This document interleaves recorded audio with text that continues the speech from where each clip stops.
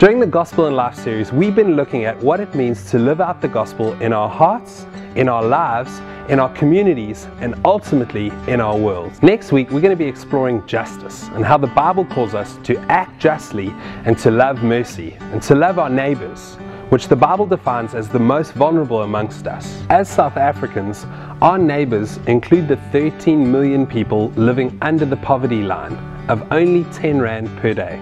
That's 10 Rand for food, clothes, education, medicine, and transport. So that being said, are you ready for a challenge?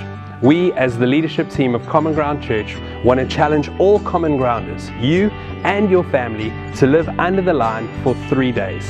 That means 10 Rand per person for food for 3 consecutive days, so that we can identify with the 13 million South Africans who are our neighbors living under the line. And then secondly, we want to invite you to donate what you would have spent on food over those 3 days to Common Good, so that we can partner with initiatives in uplifting the most vulnerable in our city. Common Grounders from around the city will be taking up the challenge to live under the line, which starts at 6 a.m. on Monday the 31st of October and finishes at midnight on Wednesday the 2nd of November. Why are we doing this? Well, for 2 very good reasons. Firstly, because we as a community want to get better at identifying with the most vulnerable amongst us.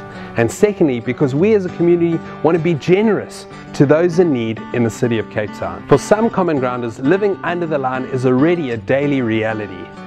But for most of us, we live above the line. So why not take up this challenge? Make your way to the Common Good Involvement Desk and pick up recipes, shopping lists, and prayer points to best prepare for next week's challenge. The gospel is calling us to so much more, and no doubt the compassion that takes root in you and your family and your friends will be of great benefit, at the same time as benefiting those around us in need, the vulnerable, those who the Bible describes as our neighbors.